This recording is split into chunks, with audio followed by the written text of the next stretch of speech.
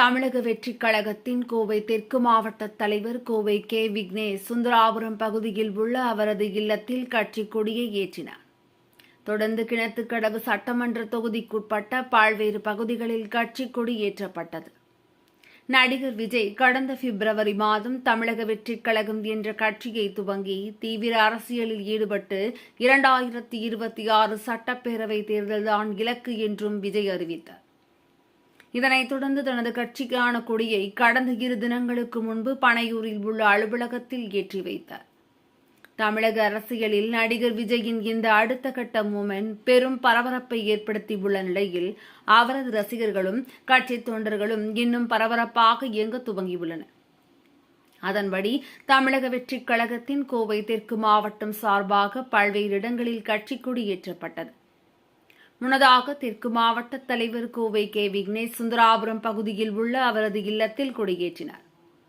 இந்நிகழ்ச்சியில் கோவை தெற்கு மாவட்ட தலைமை இளைஞரணி தலைவர் பாபு, கோவை தெற்கு மாவட்ட செயலாளர் அருண் பாண்டியன், கோவை தெற்கு மாவட்ட தலைமை தொண்டரணி தலைவர் கிரீஷ், மாவட்ட நிர்வாகிகள் அருண் ஈஸ்வர், உமாபதி, எட்டிமடை பாலு, தமிழரசன், சதீஷ், இளைஞரணி ஷாஜகான், தொண்டரணி நிர்வாகிகள் பவீன், முத்து, லோகு, கழக தோழர்கள் சுந்தராபுரம் கார்த்திகா, ஜனனி, பொள்ளாச்சி லதா, குறிச்சி சமீர், ஜெகன், பாபு, அனீஸ், பிரபு, கிணத்துக்கடவு பழனிசாமி, சுதாகர், சபரி, குணா, செந்தில், கவிராஜ், ரமேஷ், மலுமிச்சம்பட்டி சுரேஷ், விக்னேஷ்குமார், மகேந்திரன், உமையாள் செல்வம், மோகன், ஜாகிர், சபீர், சுரேஷ், கருப்பசாமி, கண்ணன், விமல், பிரகாஷ், குமரேஷ், ஸ்டீபன் மற்றும் கழக தோழர்கள் பலர் கலந்து கொண்டனர். அதனைத் தொடர்ந்து கிணத்துக்கடவு சட்டமன்ற தொகுதிகளுக்குட்பட்ட பல்வேறு பகுதிகளில் கட்சிக் கொடி ஏற்றப்பட்டது. இதில் கலந்து கொண்ட தொண்டர்கள் நடிகர் விஜய் கூறிய நாடெங்கும் நமது கொடி பறக்கும், தமிழ்நாடு இனி சிறக்கும், வெற்றி நிச்சயம் என முழக்கங்களை எழுப்பினர்.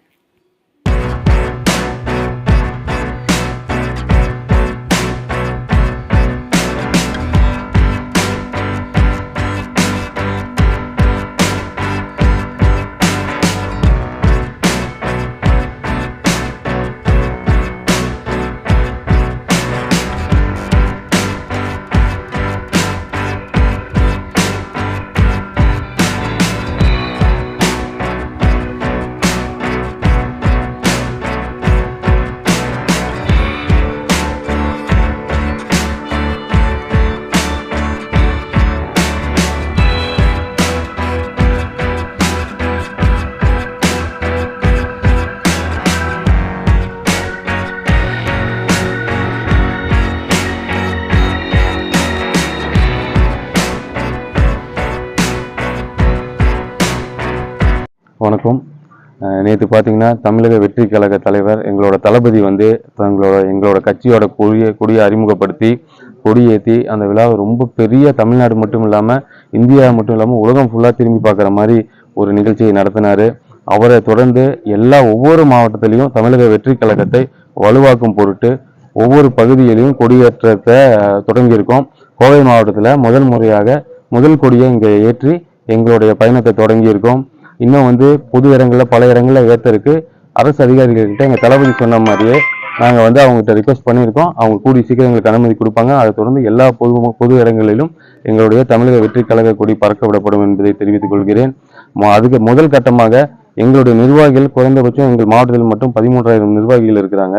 ஸோ அந்த 13,000 வீட்டிலும் எங்களோட தமிழக வெற்றி கழகத்தோட கொடி பறக்குங்கிறதையும் சந்தோஷமா மகிழ்ச்சியோட தெரிவிச்சுக்கிறோம்.